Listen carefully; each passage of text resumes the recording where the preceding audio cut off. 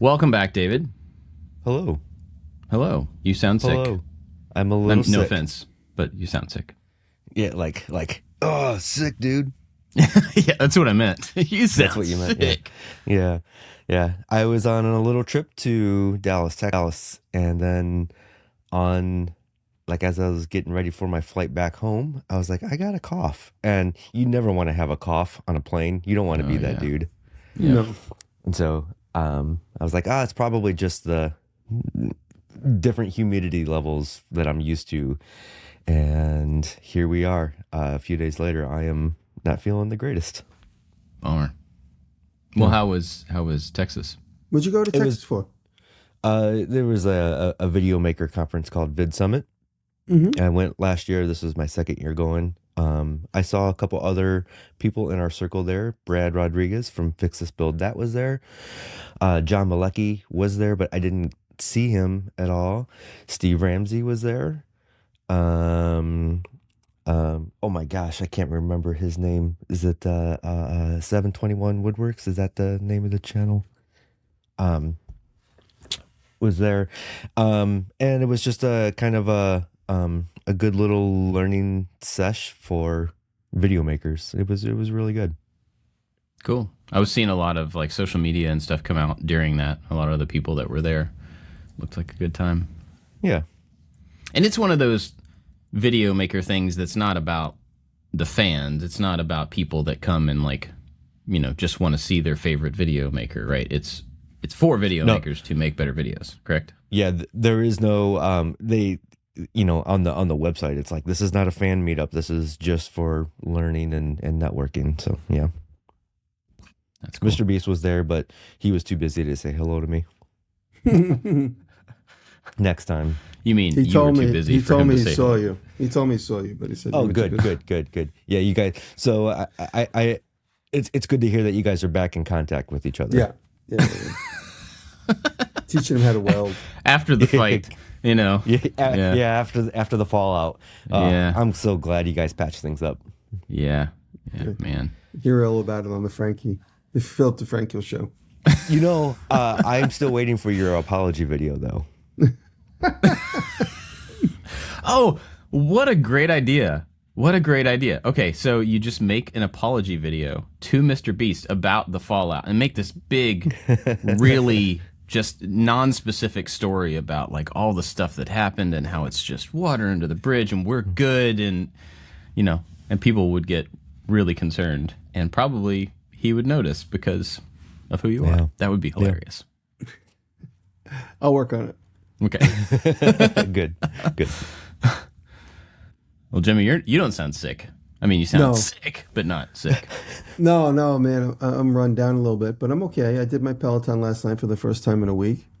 At the end of the day, after working all day, after having 30 people in and out of the house and Maker Camp, I'm going backwards in time. And then previous to that, a week ago this time, I was in Carhartt. Me and Derek flew out of Boston. We went to Carhartt. So I think it was last Saturday afternoon, I drove to Hartford. I went to the Hartford Makerspace there. It's called Connecticut CT. I did a talk there at their fundraiser. That night I drove to Boston, Saturday night last week. Me and Derek got on a plane, went to Detroit, hung out with all the several people at Carhartt. And it wasn't just influences from our side. It was influences from the food business, people who raise cattle and a few other farmers, people who grow flowers. So it was more farmers and growers than there were makers, just a few of us. And it was a really wonderful time. They showed us the production facility and the design facility. Got to make friends with the head designer at Carhartt, which is unbelievable. That's cool. And it's still a family-owned business. I'm wearing my new Carhartt shirt. So they let us do a shopping spree, which was fun. They didn't give us for free, but 50% off really makes a difference. They give us 50% off. They give us their employee discount. And then I got home. As soon as I flew home, I had about 5 to 6 people here. And then the crowd here grew, and then Maker Camp started Thursday, Friday, Saturday. Huge deluge of rain. Sunday was a sunny day, and it was a big redemption. It was a beautiful day. And then Monday was the cleanup, and so Monday cleaned up a little bit. And yesterday was my first day back in the shop. I'm back on the bell. This Thursday we're going to try and pour again. My buddy who's involved in the bell project wants to be here, so that's why I'm not just like spontaneously trying it. I have to wait for him to come up from New York. So Thursday we're going to do our second attempt. We have better molds. They're a little bit more cured. Today I'm going to burn out the mold all day just to get all the moisture out of it.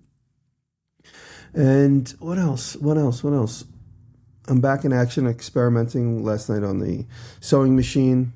I'm developing some products with this leather bag that I made just before I left.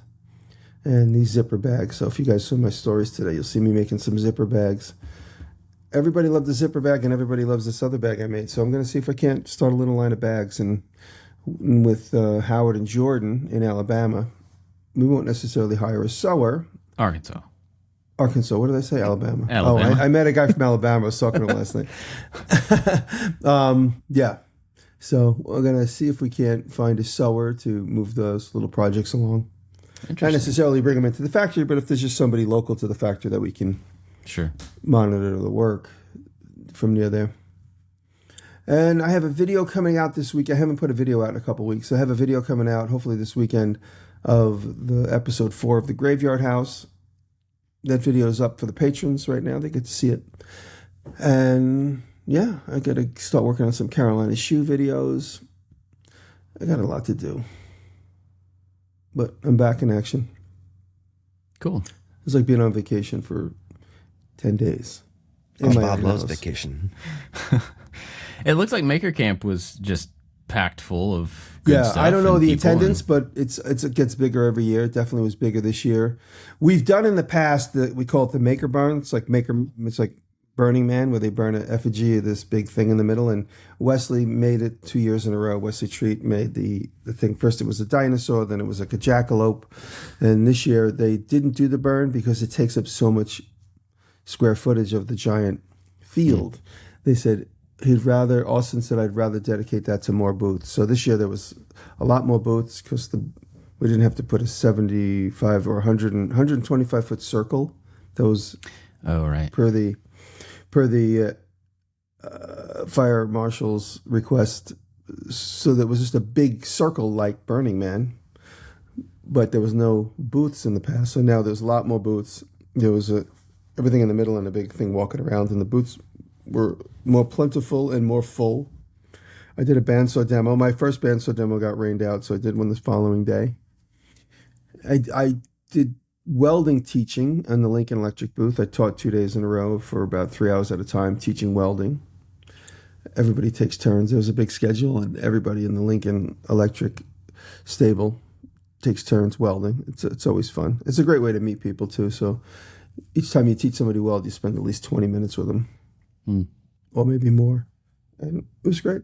It was great. The rain lines, looked crazy. There was lines at everything. Yeah. And even with the rain, on there was a couple of guys that are concert promoters that were telling us, they were like, if this was a festival in that rain, everything would be shut down. Everybody would be told either to go home or just don't do anything because of the risk of electric and whatever. But a lot of the electric was shut off right away. So everybody went to the booths that didn't need electric, like hand carving and things like that.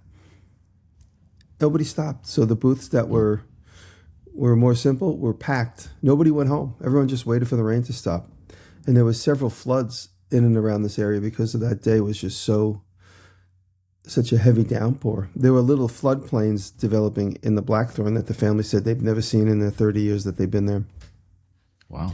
The rain, because the ground got so soaked, and the water was just hitting the ground and running through this one covered area. They called the pavilion. They said the water never in their existence ran through the pavilion. Like 10 inches of water came through this one spot. But nobody got injured. Everybody enjoyed it, and it just pulled everybody together better. It's funny, Austin's mom, and even Austin said to me, he says, I've never seen a happy group of people get rained on in my life. Everyone's just so, okay, whatever, let's just deal with this. And some people obviously went home early because of the rain, but they missed Sunday. But the Sunday ceremony there was a lot of people there. So come to Maker Camp next year. You won't miss it. You won't miss out. Yeah. Yeah, there was, just to give there was timber framing, welding, blacksmithing, pottery making, glass blowing, printmaking, leather sewing, fabric sewing. You can go at each one of the booths. It's like if you come in the booth and you leave with something. You come in the Patty's sewing booth. You come into the leather booth. You leave with something. You go into the welding booth. There's a sample. There's a plasma cutting. There's a whole woodworking tent where you can go in and make picture frames. You can learn CNC. The one thing we don't have is laser cutting, but it's just only because we just haven't dedicated space. So I thought it's kind of more of a watch and see. What else do we do? I can forward all my X-Tool emails to you if you want. Okay, good. Yeah. There's a knife making tent dedicated to knife making, and Mareko Mamasi was there, for world famous knife maker. Coal Iron Forge brings their tools. Oh wow! What else? All right, that's a good thing. I'll look at more. But so if you're going to come next year, it's just going to be bigger and better. Just change the weekend, and I'll be there, man. They start selling out like by the end of this week, maybe by the end of next week. Austin always calls me and says we sold out. That means they sold out the rooms that are at the place for that weekend. But the tickets obviously sell if you're just going to attend and leave, or just come for a day, or get your own residence, your own place to stay. Those tickets continue to sell. And the rooms in your house are gone like for the next 5 years already, right? Yeah, they're all booked. Everyone's got their embroidered pillows in their room. And just because people ask, I'll announce it here. Austin puts out the list of classes that'll take place there, and I'm always at every one of the classes. If I'm not traveling, I'll be there hanging around. So check. I'll Instagram it if you're curious. But the list of classes always comes out a couple of weeks after Maker Camp for the year. So over at the Maker Camp facility, there's a new makerspace there now. So if it's cold out, some of the classes will take place down there. If it's warm out, they'll do blacksmithing outside. So I'll let everybody know. There's about 12 classes between now and the next Maker Camp. The weekend classes for about 20 people each. So, that's awesome. Yeah, it's turned out to be a lot of fun and a really, really great tradition that a lot of people are coming to. Except for you two guys. Jab. You can blame my kids or my wife. I don't know. But they both had something to do with their birthdays, so you can blame them. Some people celebrate their birthday at Maker Camp. Jab. It's always Chris Cash's birthday at Maker Camp. Well, we actually have in-laws in town this week because of the birthdays. So in addition to that, a lot of people bring their in-laws too. Yeah, I'm sure they do. I'll bring my Florida in-laws to New York for a thing they don't want to do. They'll have a wonderful time. Oh, I'm sure they would. Well, that's cool. I am sorry I missed it, though. I would like to make it one of these days. It sounds awesome.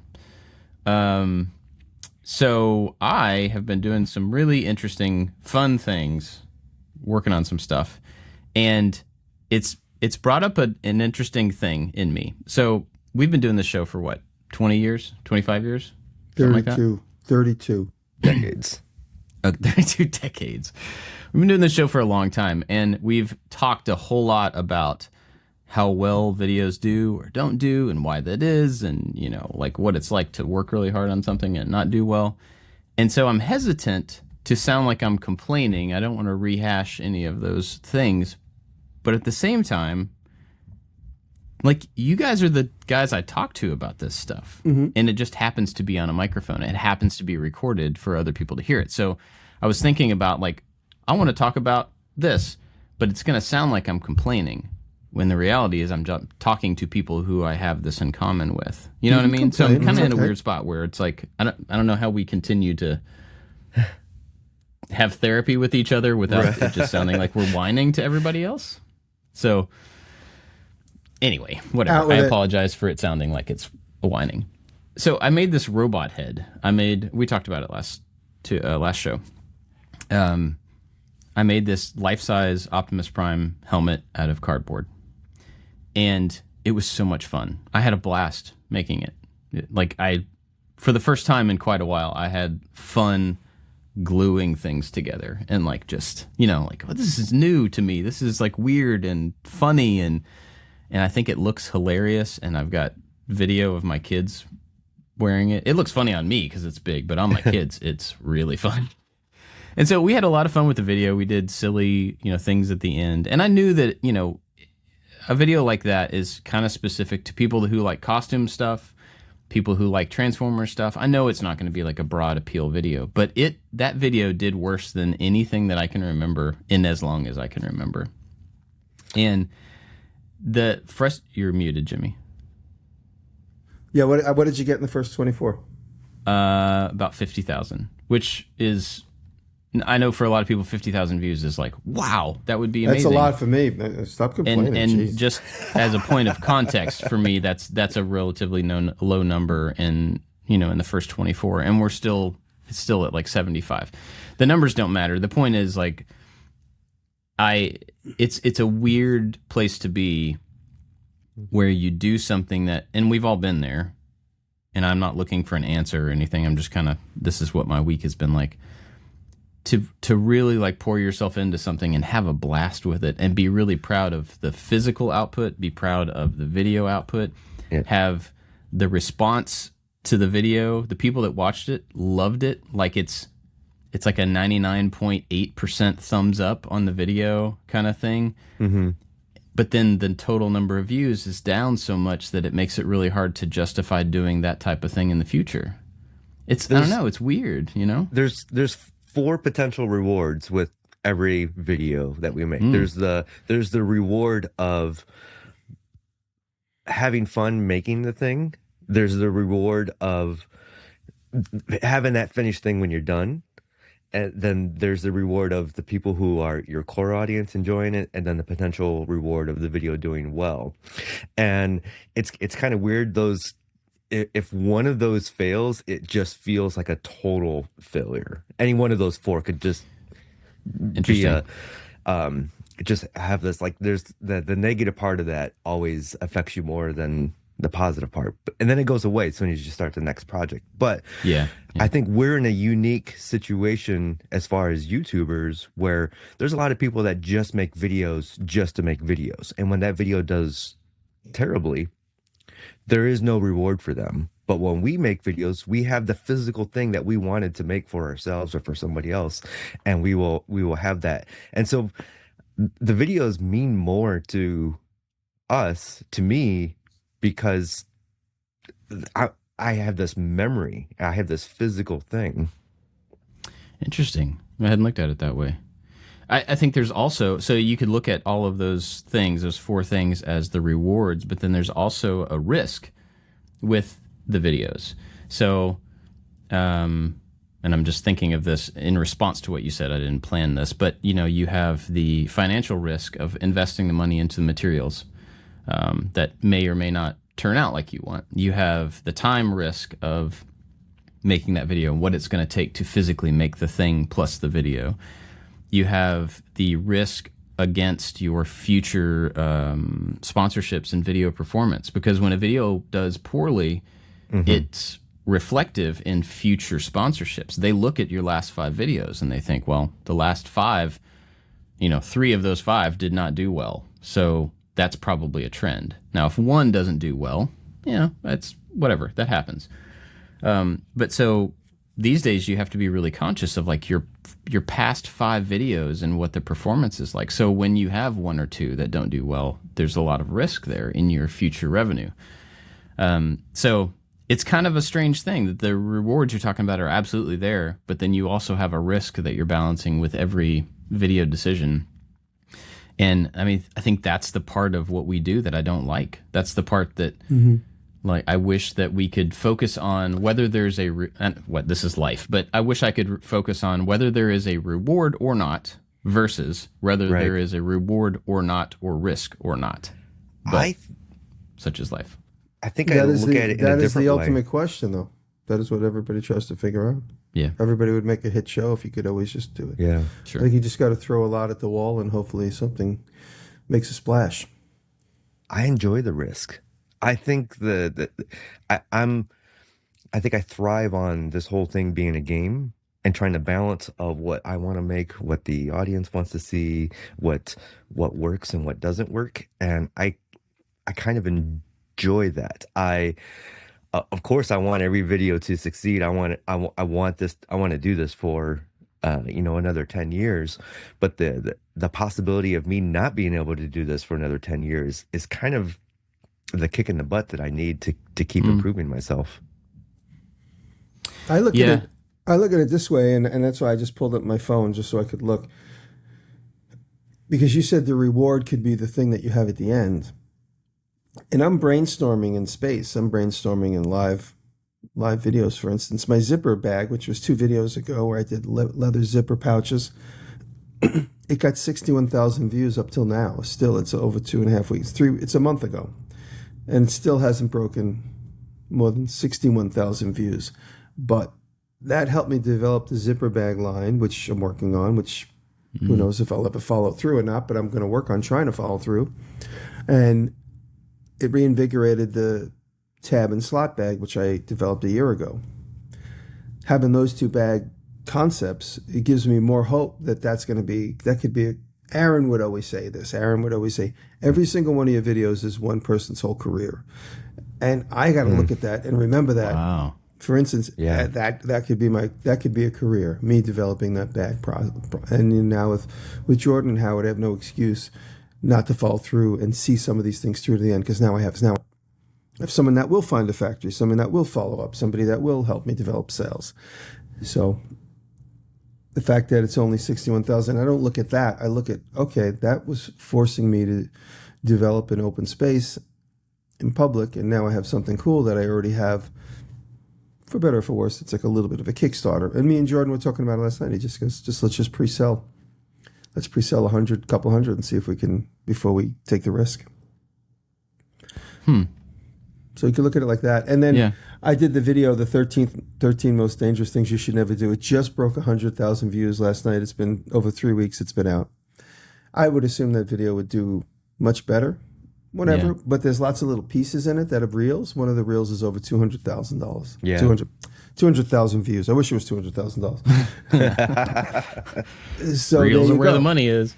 Yeah, no, it's 200,000 views, and people have a love-hate relationship with reels, that it brings in people that don't know you, and I'm like, I have no control over any of that, so I don't even think about it for 1 second. But whatever. Yeah, it looks impressive when I'm dealing with. I have a couple meetings with TV producers coming up. When they see that, oh, this reel's got 200,000 views. Oh, that's cool. I mean, it's not a lot in the scheme of things, but if I had 200,000 people in my backyard right now wanting pizza, I would need more dough. Sure, yeah. I think it's just it's a place that I have found myself many, many times throughout this, as long as we've been doing this, where I do pretty much completely different things week to week, and occasionally I'll hit something that just, man, this is fun. Like, some things are cool, some things are interesting, some things are fun. And when you get done with something fun and you just want other people to have, like, we got a comment that was, and I don't remember exactly who said it or what the specific word was, but it was like the joy on Bob's face when he turned around the helmet and he saw it. Like, you can tell that he's happy, he's joyful about that thing. It's the same look he had when he lit up the lightsaber for the first time on camera. And I've gotten that comment several times, that like, when you lit up the lightsaber, I mean, this was years ago, this was like 6 or 7 years ago, I lit up that lightsaber for the first time on camera, I laughed. I just couldn't not smile and laugh out loud, because it was so much work to get a thing. It was fun. It was fun that it worked. It's fun that it existed. And so that's a great feeling, regardless of who's watching.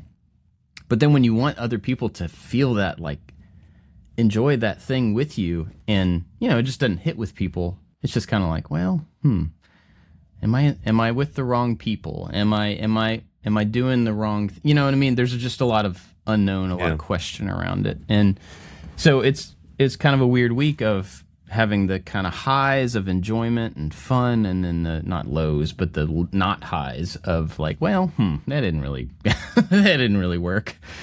And the next video, which I'm still finishing, it's supposed to be out this weekend, so we'll see, is another costume thing that is hilarious and fun, and I have a feeling it's going to hit the same way. It's going to. Well, that's. But I'm too far into it, It's like I'm already going to do it. So here's the thing. One of the things that I learned from Patty Galloway is not every. So for the non-YouTubers, YouTube gives you an hour into the video, YouTube gives you a ranking how your video did in the last 10, and you always want the 1 of 10.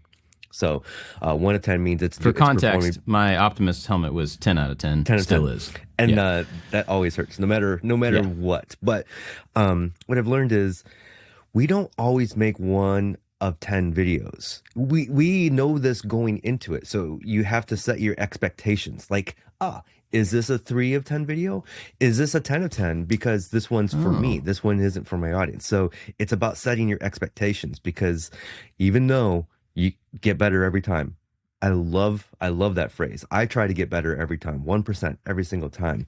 But I know that not every video is going to outperform the previous one. So you got to learn to set your expectations. Yeah, that's a good point. That's a good point. Well, let me tell you about this next project that I've been working on. And I'm not going to show it to you now. I'll show you in the after show. I don't want to give it away because it is so gross. We have video now, so we can't have just video. show things. Yeah. So my youngest son, he's 10, and he's a little guy, but he wanted to be a hobbit for Halloween. And so we were joking a while back about how, hobbits have really big, hairy feet. Turns out I looked it up. They're not actually big. They just have really hairy feet. But it's funnier because in the movies, they have big feet and they're really hairy. So I was like, well, we could make a mold of my foot and then put your foot in it and then pour silicone around it. And then we could make a shoe that looks like my foot that you could wear. And then we could put hair on it. And I'm like, oh, wow. We could totally do that. And he's like, what? We can do that? So we did that. And it's so gross. It's so gross, but so cool. So we made an alginate mold of my feet. And then he stood in the mold and we poured silicone around them. So the outside is my foot and the inside is his foot. That's and fantastic. then I painted them and then I added fake hair to them and they are just so gross. Wow. Yeah. So I will show you in the after show whether you want to see it or not. Yeah, that is. I do want to see this. And they turned out really well. The first attempt did not turn out well, but it was one of those like I was talking about the risk of the material costs. I had to rebuy 2 boxes of alginate, 2 boxes of dragon skin, and each one of these things is like $40-50 a piece. So that's about $200. Where does dragon skin come from? For dragons. Right. No, it's like a silicone that they use for body type stuff. And so I had to rebuy all this stuff because the first attempt it kind of worked, but it wasn't great. So the investment was like, well, I can either throw this away and I didn't do it, or I invest more money into getting it right. And I think that was the right call. I mean, because it's whether the video does well or not, he looks hilarious and it's going to be a great memory for him to have. And we were talking about that. When I was like molding his feet and stuff, or putting the stuff around his feet. I'm like, buddy, there's nobody that anywhere who will have the experience that you're having right now. And he was like, what do you mean? I said, you don't know anybody, not that it can't exist, but you don't know anybody whose dad is making a mold of his feet to put your feet in. And like, we had to put a soul. To hopefully use that experience to pay the mortgage. Yeah, seriously. Yeah, that's another good point. But so this thing sits over his foot, but we still needed a sole to the bottom of it. So he is wearing a sock, and then I barged on the replacement sole of a shoe onto the bottom of his sock. So I'm sitting there painting barge onto the bottom of his sock while it's on his foot, and I'm like, there's nobody else who will have this experience, and you should really just understand how weird this is, And he was just laughing because it was so funny looking. But I think of it this way, and obviously it's not helping me at the moment, but I think of it this way. When this whole video collection, I honestly believe there's been an arc in the last 12 years of me making videos. They were a little bit more simpler in the beginning. Now they're obviously a little bit more elaborate in some cases, but there is a balance. Some are very elaborate, some aren't. So there is like a nice even tone to my videos of complexity and simplicity. And I think the whole library is going to have value. And by me adding this 60,000 view leather zipper video, if I put all my leather videos together, there's a value there, not only monetarily, but obviously educationally. And so it's just another piece of the giant puzzle, which is going to make a huge difference to somebody's life in the future. Might Yeah. be mine, maybe somebody else's. But the idea that I just keep adding, like that 60,000 view leather video, it's not setting the world on fire, but it's a nice document for somebody that wants to do that for themselves. And I must say, by the way, if you guys check out my last couple of posts, I got some incredibly beautiful comments from Sean Beckner on my Instagram post. We shared it. He invited me to share it, so I shared it. And also Evans Woodshop. Two young, Sean's a grown man and Evan's a young boy. We met him at Workbench Con. And I've known Sean for 10 years. But we met in person this weekend, so I just wanted to give those guys a shout out for the kind, beautiful words they posted. You can go look at those. And I got a lot of those in person this weekend. So it's, for that type of reason, honestly, it's worth more than money. And people coming up to me and they'll say, that video you did. And in my mind, I'm like, oh, that video that did nothing changed my life because of X, Y, and Z. Or that video that you did, or when you did those, when you and David did that silly thing years ago. These are videos that are long forgotten about. But when I meet somebody at Maker Camp and they come up to me and they hug me and they say, that video changed my life when you did that. And in my mind, it was just a silly, stupid throwaway thing for entertainment value.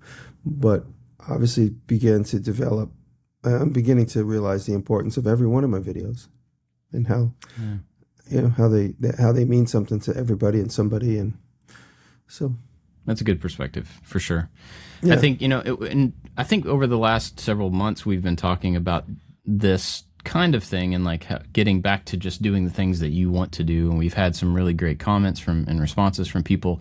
We love it when all of you, the three of us, do the thing that you're really excited about. Just do that, and I think that's a great sentiment. And I appreciate that support from the people that have said that. The reality is, you bring up the mortgage, like you have to do the thing that you want to do, but it's also got to pay the mortgage. It's also got to feed the kids. You know what it's like? And so there's a weird balance there of, yes, I would love to make Transformer heads and gross feet and fun stuff like that all the time. Yeah. But the fact is, I know that at the beginning of next week, I have to do a woodworking video. I've got to balance it. I've got to keep it, I've got to do something that I know will garner a little bit more. It's still useful. It's still in my wheelhouse, but it's a little more broad. And there's this balance of those things back and forth that you have to do. It's part of it. Yeah. Maybe think of it as, instead of paying the mortgage, maybe think of it as it's a balance of sometimes I make videos for me and sometimes I make videos that benefit the audience. Interesting. Yeah. That's a good perspective too. Yeah.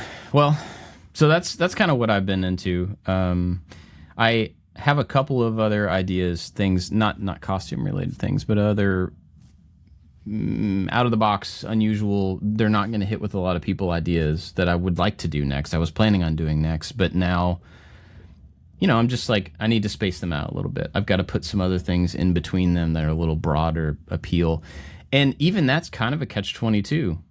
Forby and I've talked about this a lot, and me and the whole team talked about this a lot for a long time. The catch-22 is, do you continue to do those broad appeal videos here and there to keep a broad audience, or do you not? Do you niche down to a little bit to, if I'm going to be the weird guy that makes feet and robot heads, then maybe I should just do that type of stuff and let the audience reform around those new things. I mean, we've talked about it with car stuff. Like, I'm always really hesitant to do car stuff very often because I know that it doesn't hit with most people. But what if I did it all the time? What if every other video was a car video? Then the audience will reform, and it'll take a while. It's but funny, the I'm audience having a would conversation reform around the car stuff. I'm having a conversation behind the scenes about that exact thing. There's a conversation at Motor Trend for the germ of a TV show I did that has to do with me, and I'm like, not really a car guy. They're like, well, send us all your car videos, and they're just like simple. They're not like crazy numbers. I'm like, I don't do a lot of car stuff because my audience doesn't expect it. I said, I love doing cars. If you want to build a TV show around me customizing and playing with cars, I said, let's do it. But I said, I don't have a resume. I said, I'm a capable guy. If you want to use me for that, let's do it. You could certainly build a show around my capabilities, but I don't have a million car things to show you. And I don't have an audience that I'm going to bring with me for that. Yeah. Yeah, but it's like there's an interesting thing, and it's an unknown about moving into something like that, Like, do you want to pursue that growth opportunity, that like finding that audience and hooking them and being somebody that they're interested in watching for those things? Or do you want to continue on doing the things that you've done, trying to serve the audience that you've already built, which is absolutely a good thing. You know, I mean, I don't mean that those are one's better than the other. Those are just two options that are a little bit contrary to each other. But my experience has always been just I'm doing so many different types of things from video to video that I don't really have one audience. I've got a whole bunch of audiences that kind of overlap a little bit sometimes, but not all the time.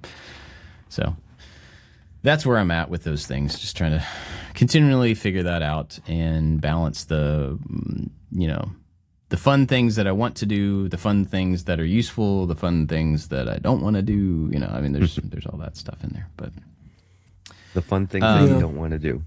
Think of it. well, think of it in terms of. I don't want to do. I mean, every time you get a little thing, think of it in terms of like that one kid that's going to see. Kind of like I just talked about how Evan's workshop is the kid was just in awe of meeting me, which is so nice. I mean, it's and then you know there's a sense of pride of like, wow, I inspired this young man and many others to pursue a career. I even said it in my comment to him. I said. I kind of put it into a metaphor. I said, you're on the yellow brick road right away. I said, you should really be proud of what you found right away. He's only 13, 15. I said, you're at the beginning of your journey and you're already on the yellow brick road. I said, you should be really proud of yourself. I was like, you know what you want now. Some people find that when they're in their 40s, 50s, 30s. I said, That's you're me. there now. Yeah. Yeah. And you should really be proud of that. And maybe you could be an inspiration to others is kind of what I said to him. I mean, he obviously is. But that alone, like I said, it doesn't pay the package, but it gives you a nice, warm, fuzzy feeling. Yeah. And to be the corporate monster, that looks good too. That looks good too for when you're going to. You know, but I do it for the feeling first. Yeah. And if somebody wants to look at you and go, oh, let's do a documentary, I'm like, all right, show me the money. So, David, you brought up an idea for a topic at the beginning. What you got? I don't know how long of a topic or how good of a topic it is, but it could be interesting because this has changed for me. If you had to make a business card, what title would you put for yourself? Mm-hmm. Now, did this come from being at Vid Summit and having to explain to people what you do? No, I thought about it on the way there because spending time in an airport and on a plane, you get a lot of time to think. Yeah, so true. yeah. And I will likely never print another business card. I remember when I first started the YouTube thing, I had business cards and handed them out. And now you just say, hey, look up my channel, look up my This name. is my business card, by the way. I'll show you guys. You see that?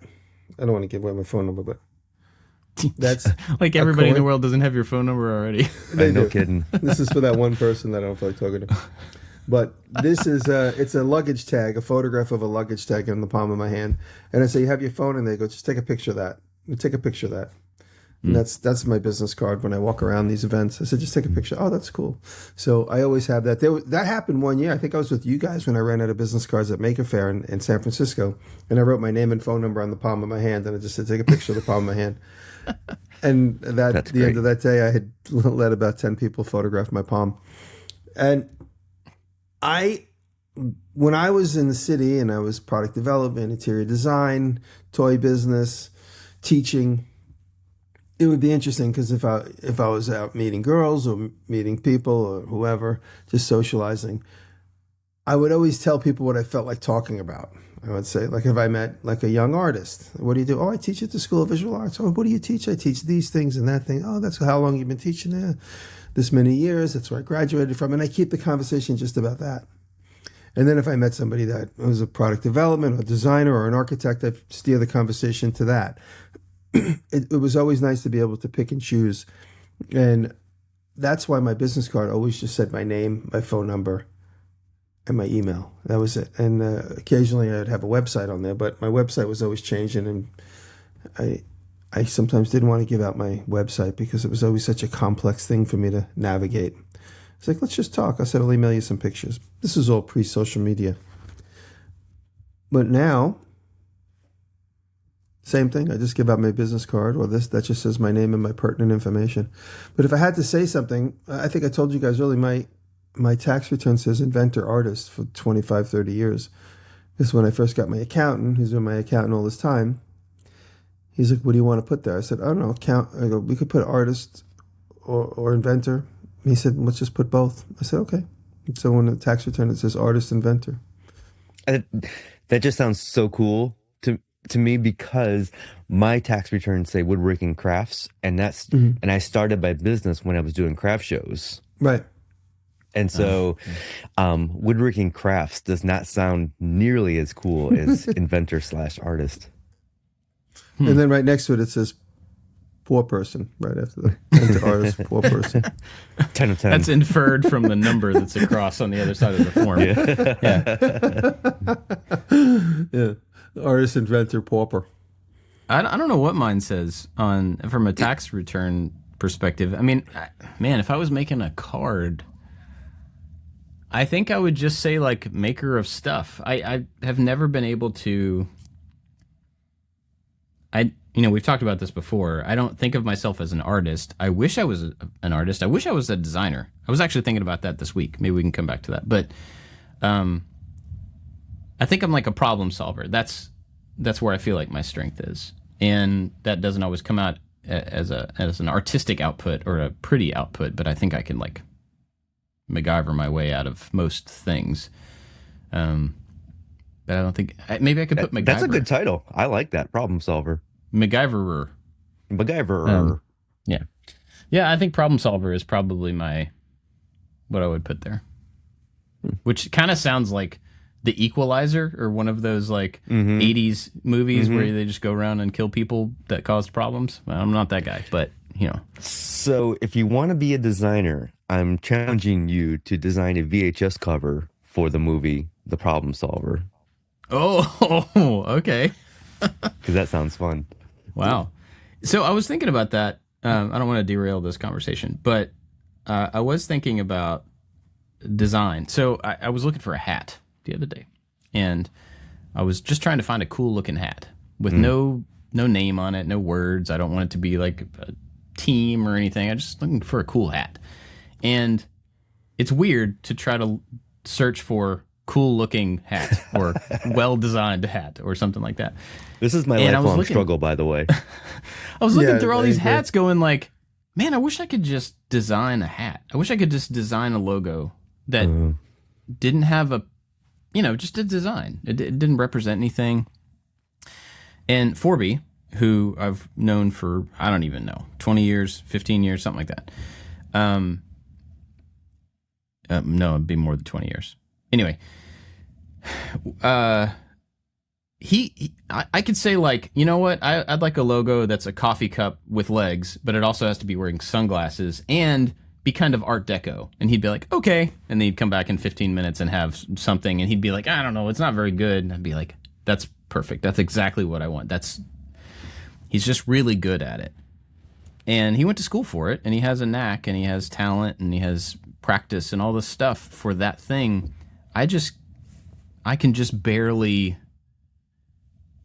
turn an idea into something that's presentable. I can get the idea across. I can use Illustrator and design the thing that I need, but it doesn't have that like, you know what I mean? Like when a really good designer touches something, you can tell it's like good. And I just don't have that, and I don't know how to get that. I don't know how to practice that or learn that other than going to school, and I'm not doing that again. So, but yeah, that would be something I would like to be able to add to my skill set, and I'm not sure how you add that. I think it's just by doing over and over again. I mean, I doubt that Forby got his skills from school. I would imagine it comes from doing it over and over and over again. Yeah, just repetition. That's really where it all comes from. Like I not to beat a dead concept, but I keep playing with these leather bags, and I made several off camera, and there are problems that I'm not solving and findings and solutions that I'm not coming to. Like you make a zipper bag and then like, what do you do at the end of the zipper? I have to go and look at more zipper bags that are completed and see how they've solved that problem. But I said to myself last night, as long as I just keep making them, these problems will come to me. I don't have to make each one and make it the most perfect bag I've ever made. Just keep making them, and these little solutions will begin to start to figure themselves out. I had a little breakthrough last night with how to sew the sides, and when you turn it inside out, I kept sewing it all the way up to the zipper. I realized I need to leave a little bit of space so that the zipper flips inside out and then lays flat across the opening. So little stupid things like that. I'm like, okay, that I'm going to remember now. I didn't realize I was just kind of got lucky the first couple, and the last few, I'm like, I'm going to make this really nice sew, and I went way too far. I sewed more than a half inch further in than I should have. But now I know. The first couple times I didn't do it because I was being what I thought was being lazy. I was like, now I'm going to be more efficient. But being lazy was the right way to do it, but I didn't know it because I didn't know what to compare it to. So this repetition, I think, is really, really, really important.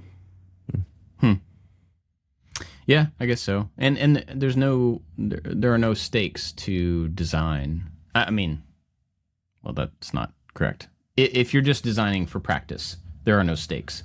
Yeah. Sitting in Illustrator and drawing something and it not being good doesn't cost anything other than Illustrator. So, yeah. You know who give you a good lesson on that is Aaron Draplin, the graphic designer that I love. He's really good at pulling in a thing and going, let's try this, let's try that. And he's got some great videos about how to design as well. It's what we all do, but he really breaks it down. And every time I'm starting to copy and pasting anything, I think of him and some of the things I watched him on YouTube talking about. Yeah, I think doesn't he have like a course or something? Yeah, he does. He might. does a couple things. He did a class here in Toledo last October when I was in LA for something. And there was like 20 people in the class. Oh. It was a huge bummer because he's quite the inspiration for me. So yeah, so there's a whole. I had forgotten about his design work, but he has, looking it up, he has on Skillshare. He has a whole set of he does really classes. well on Skillshare. Yeah. I think Skillshare is there because of him. That would be an interesting thing for me to go through. I may do that. I'll have to look and see how much. I don't want to overcommit because I do that often where I'm like, yeah, I'm going to buy this online course. And then I'm going to regret that I paid for something that I'm not using forever. Oh, yeah, look at that. yeah, I got one of his books. Oh, cool. Yeah. Of course, I have everybody's book. I have a bad hobby, or a bad habit of collecting books. There could be worse hobbies. I suppose, yeah. Well, okay, so back to the business card thing. I think I would say problem solver. Jimmy already has his, so he has kind of like cheap answer. What would yours be if you were? I think I would say, oh no, mine would be Jimmy MacGyver Diresta. That's what I would. I just said that. You can't steal that. Oh, that's how I thought of it. Because you said it, then I thought of it. Okay. MacGruber. No, that's it. Mine would be Jimmy yeah, MacGruber. you get MacGruber. I get MacGyver. 3 seconds, and then the bomb goes off. All right, David, what would yours be? All right.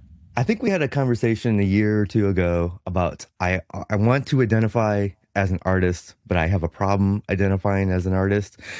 And I think if I was going to make a business card now, it would say artist. It might say wood artist or just artist. I'm not sure, but I do feel like I have progressed closer to what I want to identify as, because over the last year or two, I've tried to do some, I guess, unusual things with wood. I try to add something extra in there. And as I do more of that, I get a little bit more comfortable with that. And I feel like I feel more like an artist, since our last time we had this conversation. Yeah. Interesting. I think if I were to go down that route and try to, for me personally, not for you, I would put artist and put quotes around it on my business card. So it'd just be like artist. I think that's the only way I could get away with that. But yeah. Which would actually be pretty funny. When somebody looks at the card, they'd be like, do you believe yourself or not? No, I don't think I do, but cool. Maker of things. Maker of things. Jimmy Diresta, maker of things. I've seen you listed as that before somewhere, I think. I hate when people write master this or master that. There's only one thing I'm master at. I can't say it on.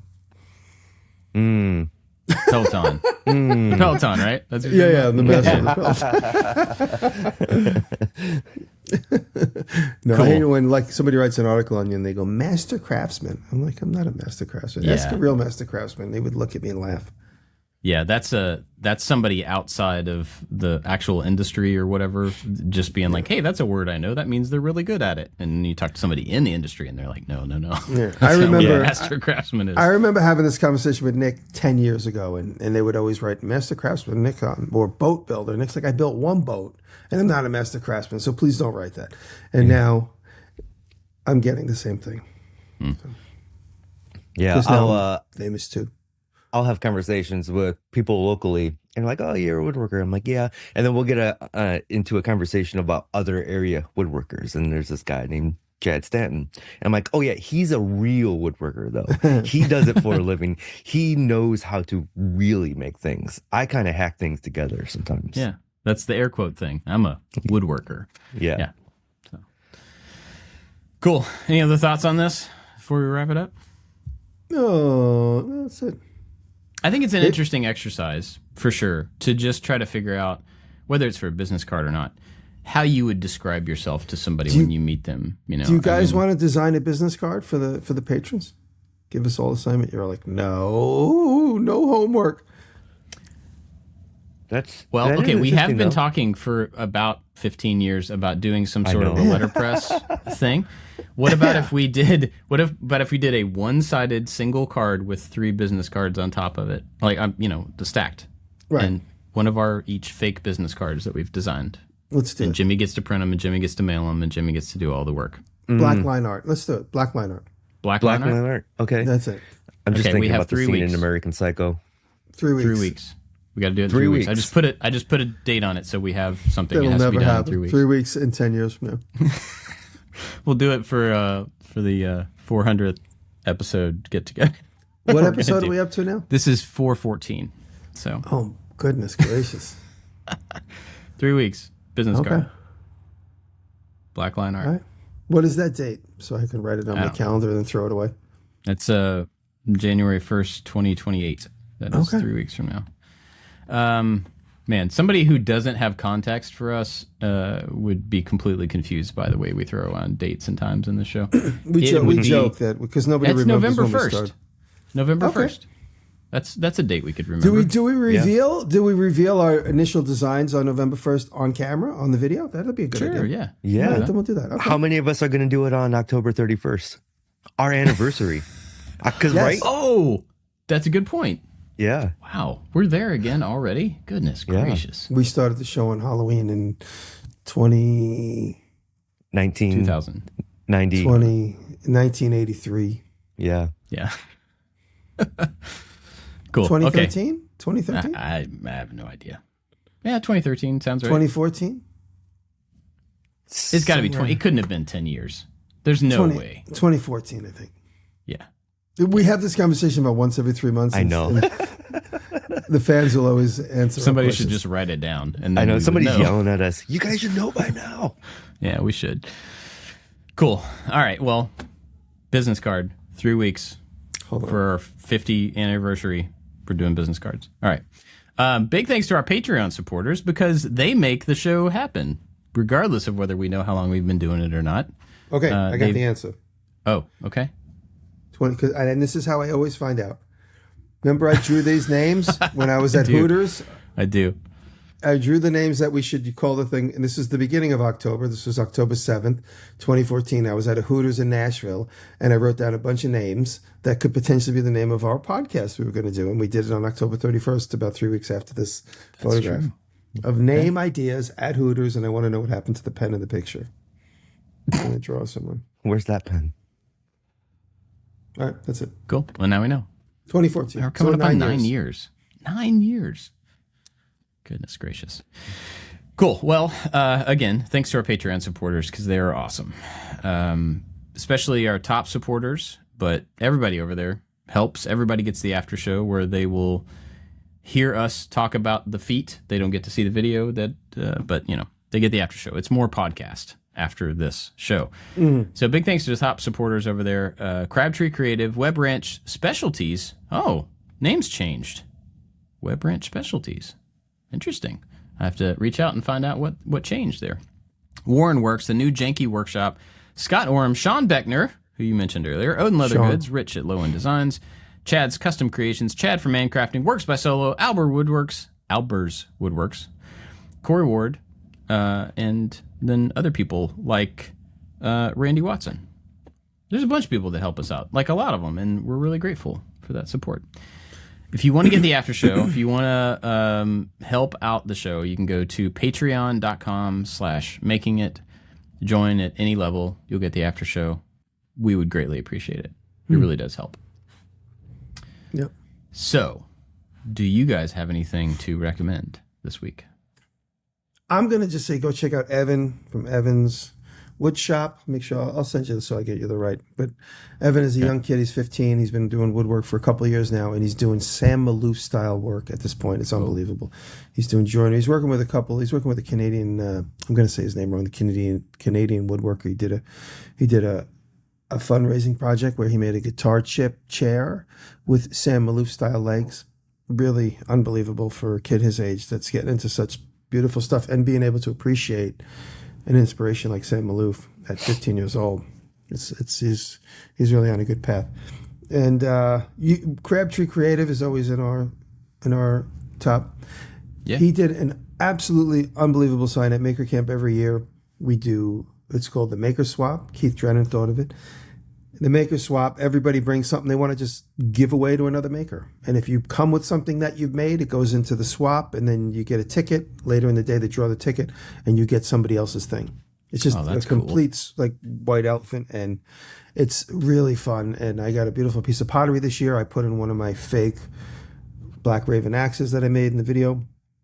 And Crabtree Creative made an unbelievable replica of the sign that Wesley Treat designed, the big All Makers Welcome sign. And he made a sign that's about 3 feet tall with proper lights and stuff. And he mimicked neon, and he mimicked the light, the rolling lights. So he did an unbelievable job. So check out his Instagram for some images of that.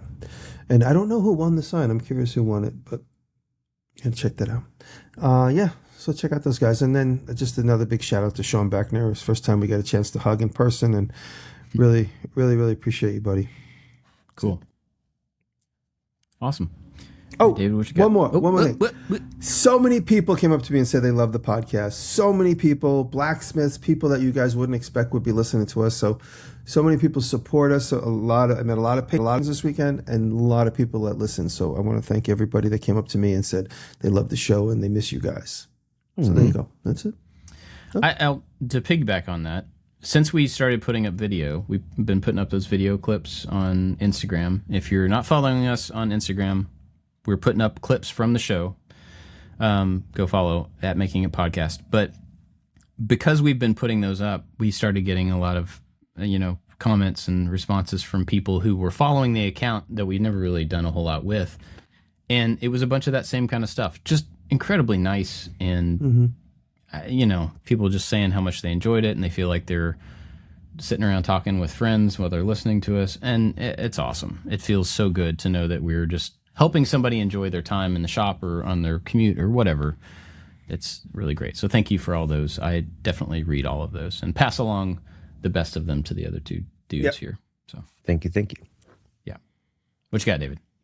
So I'm against listening to podcasts. Okay.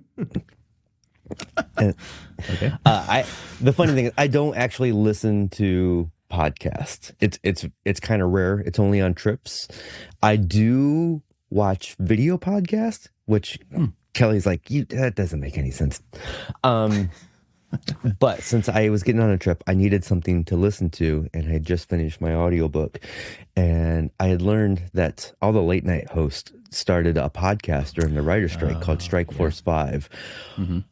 It is so funny. Like, I was laughing out loud many times on the airplane at the airport, and I wish this was a real podcast. I think it's over with now that the writer's strike is over with, but it was just absolutely hilarious. So Strike Force 5 podcast. I think there's only 8 or 9 episodes. Yeah. So the idea there was that all the excuse me, all the hosts of those late night shows did a podcast, and then the money from it went to their staff who wasn't working, right? So it was all, a way for them to help out the people that they work with. I thought it was really cool. I listened to a couple episodes, and they were very funny. So mine this week is Wobie Design. We've talked Ben Wobie. We've met him at different events and stuff. So a couple weeks ago, I made a curing stand for powder coating, and I use these curing lamps, or I guess that's what you call them. And so he took those same lamps and repurposed them to make a new version of this thing he calls the D-Gripper 5000, which is how he takes off grip tape from skateboards, because he makes all this awesome stuff out of skateboards. And he had this little heating element thing before that he would roll the boards through, and it would heat a section at a time. And I remember watching him pull this grip tape off, Bob? and just how much work it was. Oh, Bob, you might have to say it again. We didn't hear you. Oh, I think it's still rolling on my end. Okay. He made this thing that would pull the grip tape off of skateboards. And I remember watching him in the past, just being amazed at how much work it was to take this grip tape off. And so anyway, he used these new heaters, these infrared heaters that I found on Amazon, and he was asking me questions about the wire gauge and stuff. But so he made a new version of this thing where he can put the whole skateboard in. It heats the entire board rather than rolling the board through. And it was so hot that it was melting the grip tape to where it was like I don't know, saran wrap or something. It was really easy to come off, and he was pulling it off without any effort at all.